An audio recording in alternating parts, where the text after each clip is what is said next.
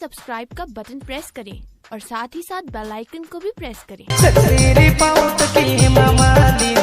एक दिन बना दो तो के अपनी दारी तेरे पाँव तक के मामा दी एक दिन बना दो तो के अपनी दारी दिल है दीवाना गोरी दिल है दीवाना तुरे पीछे गोरी मोर दिल है दीवाना दिल है दीवाना गोरी दिल है दीवाना तुरे पीछे गोरी मोर